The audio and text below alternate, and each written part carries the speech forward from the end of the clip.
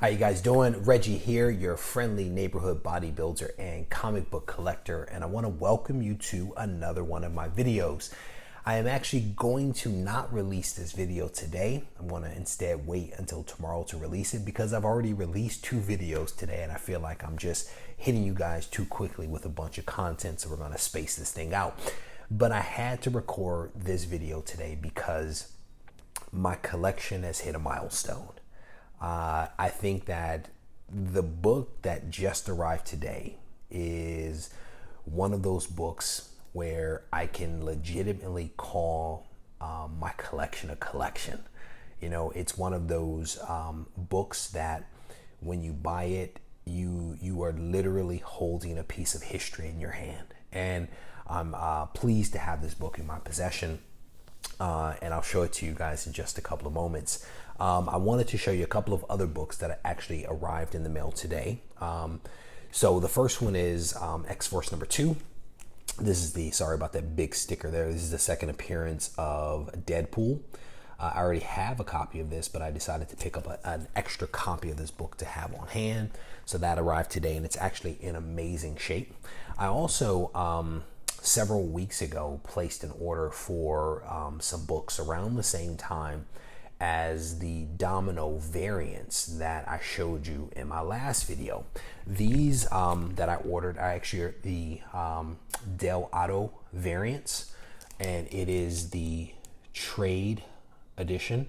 And sorry for the massive eBay sticker there. The guy that I purchased these books from is a big fan of tape and makes it very difficult for you to actually pull the books out of the packaging that he sends in because there's so much tape. So there's the trade version, and then I also picked up the Virgin variant as well. And so this is the variant of Domino number 1, and it's just an amazing cover by Del Auto. So pick those 2 up, and they arrived. I ordered them again several weeks ago, and they just arrived today. So I want to show you guys the big book that I purchased, and I've made myself a promise that I'm actually going to slow down my acquisition of books. I think I'm gonna try to put a little space in there before I try to complete the wish list. This book is actually not on the wish list, but you guys know that I was kind of ripping through my wish list very quickly. I think there were 8 books on there, and I think I only have 3 left for the remainder of 2018. So I think I'm going to put a little space and kind of slow things down. I'm still going to be buying books, more inexpensive books than some of the ones that I've chosen to put on my wish list, or some of the ones that I've chosen to purchase. So this book, I try to establish some criteria for myself with this book. And I'll try to put the criteria up on screen if I'm able to figure that out in the editing process. But I had, in my mind, and also wrote down on paper some criteria for this book. So I wanted to be open to a range of grades for this one. And I was looking at books that were basically between 2.5 and roughly 4.0 because of the price of the books. And so that was kind of like, where I established my search criteria was in that 2.5 to like 4 range. I wanted a book that still had some vivid color in it. I've seen a couple of these books, and they were completely washed out, like high grade, but like completely washed out.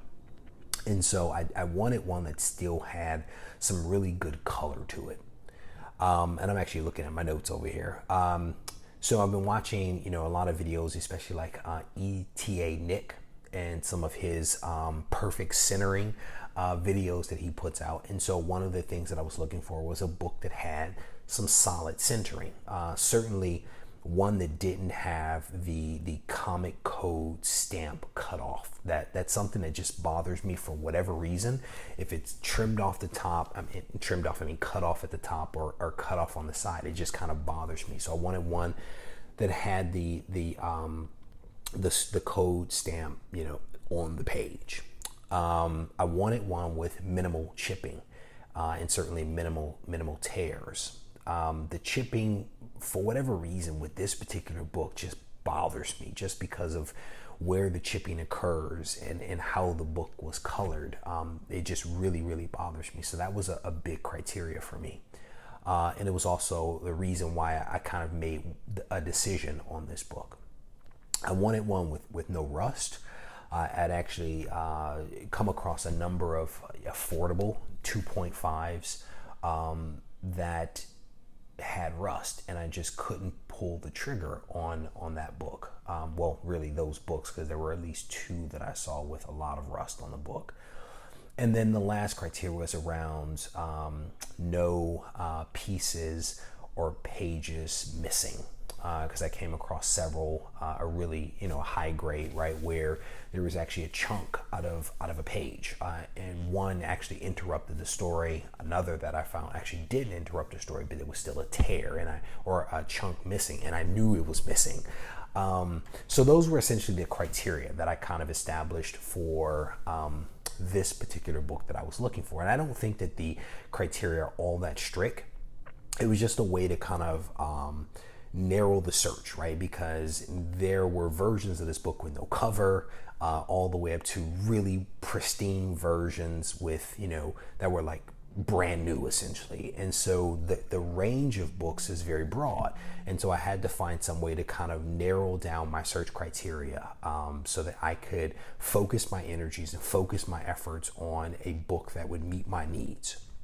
And so those were some of the criteria, and there were lots of people that kind of helped me along this journey there. And I'm going to try to put those people up on screen, but there were folks where, as I'm doing my research and I'm trying to figure out how much to pay for this, once I established the criteria, I reached out to a couple of people that I put up a post, in fact, for one, and I said, does anyone have access to GPA? Because I wanted to kind of get a feel for what was happening in the market with the pricing. And I have some online resources, including eBay and a couple of other pricing guides that I was using to kind of figure out the pricing.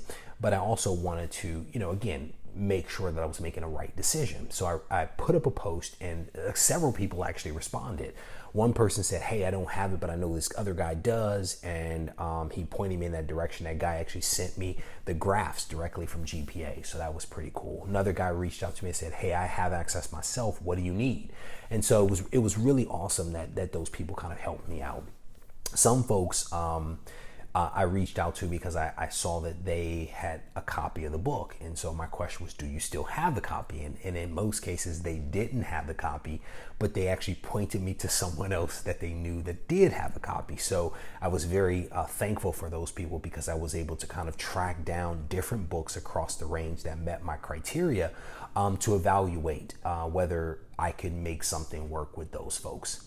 My buddy Matt Thanatos was a sounding board for me, and you'll see his name up here on screen, hopefully. He was a sounding board for kind of some of the ideas and some of the things that I was kind of debating, and he, encourages me to make these decisions. And I encourage him to spend lots of money too. So it works out quite nicely. But my point is that there were many people that provided me with some help along the way to making a decision to purchase the book that I did. And I ended up getting the book off of eBay. When all was said and done, I looked at lots and lots of books over a couple of weeks. And I found a book on eBay that met the criteria, and in many ways actually exceeded the criteria that I established for myself. And so that book arrived today. And the other good thing is that when the guy sold me the book, and this is a new practice that I'm starting to employ, is I actually reach out, say thank you for selling me the book, and then I actually thank them in advance for sending the book securely. Because I've seen, especially today, a lot of people posting up books that have been sent CGC and non-CGC raw books that have actually been damaged in the mail. And so I've had this new practice of thanking people in advance, and this guy packaged this book incredibly well. He also, through dialogue, actually sent the book express. And so the book actually arrived in probably, I think it was like a day, maybe a day and a half, the book actually arrived. And I think he paid a nice chunk of money to express ship the book here, but I also paid him a nice chunk of money for the book. So those were the criteria.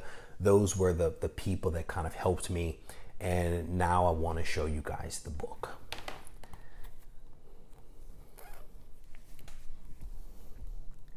It is X-Men #1. And you can see that, cover that up, you guys can see the value stamp is there. It's kind of slightly getting close to the edge, but it's still there. The colors are pretty vibrant, the reds, even the greens, and there's like two versions of this book. There's a light green and a dark green, and the greens, I wanted the dark green version. I just preferred that one. And as you can see, there is a little bit of some chipping down here in this corner. And for whatever reason, with this particular book, there's always just a lot of just chipping down this corner, and a lot of bends and creases down here. And it just irritates me to no end. And maybe it's because red's my favorite color. Maybe it's just because my eye is always drawn to this corner and I just see nothing but damage there.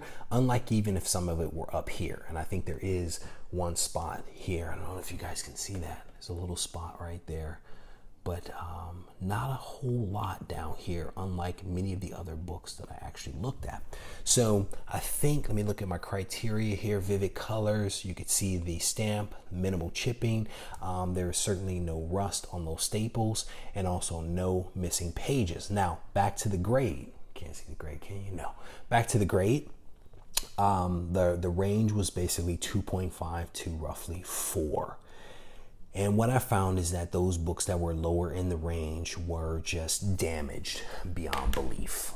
There was a tremendous amount of damage where it just couldn't meet many of those other criteria because they were just really torn up on that lower corner. Some of them were missing chunks. Some of them were excessively stained for whatever reason. I'm not quite sure. It was just weird, like excessively stained. There were some, again, as I mentioned before, that had faded colors. And so, you know, the lower range, the 2.5 to 3 was kind of ruled out just because there was so much damage and I just could not meet my criteria with that. So I was kind of looking at the 3.5 to 4 range, and you know, I watched and I waited, and I wasn't seeing very many books in that sweet spot. There were 3 that I was able to find that were restored.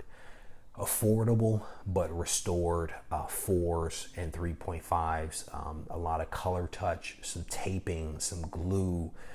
I just couldn't bring myself to buy a restored book. There was a UK version out there that was also, that met the criteria, but it was a UK version. It's like, why get the UK version if there's a US version? And so I kind of passed on that.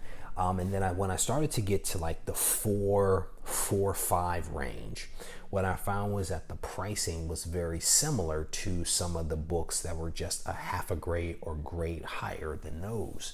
And I think a lot of that just has to do with what's happened over the last, I think, 3 weeks, maybe 4 weeks, with the anticipation around the X-Men coming into the MCU. Prior to that, there was in my opinion, a somewhat of a sensible correlation between a grade and the price. But what was happening over the last 2 to 3 weeks is that sensible grade to cost ratio started to slip and it started to increase.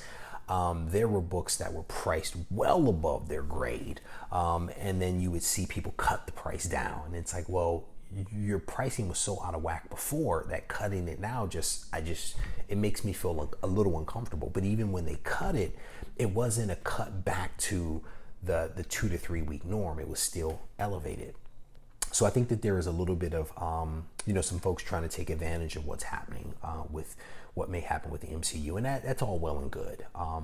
So as I began to look at the pricing, I began to think about the trend of what could potentially happen down the road, to look at the price differences between the 4, the 4.5 and above. I decided to actually pull the trigger on a 5.0, and it made a lot of sense for me to do so. I'll show you the back of this thing. It is also very clean, very clean book, very clean front side. The white isn't as vivid as I would want it to be. You can see that even up here, that it appears a little bit whiter than just right there. You can see that just a little bit. Not as vivid as I would want it to be in terms of the freshness and the crispness of the white, but the colors still pop. It still works. clean backside. And again, the 5.0 just made a lot of sense for me. I was very tempted to go higher than that, but the numbers were really starting to get a little ridiculous when you start to climb up into the 6, 6, 5, 7 range. But very, very happy with this 5.0 X-Men #1. I feel like as a collector, I am starting to get to a place with this book where I can actually be very proud of my collection. Not that I wasn't proud of it before, but this is one of those books that you look at, you think about, and you dream about. And to actually have it is in many ways not a dream come true. I mean, that's a little beyond, but it's definitely an unreal feeling to actually have this book here. But I have it. I'm very proud to have it in my collection. I'll probably never get rid of it. I don't think. But I actually passed up on a couple of other really important books. One of them was An Amazing Spider-Man #1. And you guys know Spider-Man, X-Men, followed by Wolverine are some of my favorite characters and groups. I actually passed on An Amazing Spider-Man #1 at an affordable price versus what they typically sell for, because I had my eyes set on this book. I think that my next big acquisition may actually be an ASM1, but we'll see what happens. But if you guys have stuck with me this long, I want to say thank you for watching this video. Thank you in advance for the comments that you're going to make. If you are just watching my video for the first time, I encourage you to subscribe. I try to put out pretty good content from time to time. I don't always show really cool books like this, but I do have some cool books. So if you haven't subscribed, please do so. All right. One last look at this beautiful X-Men #1.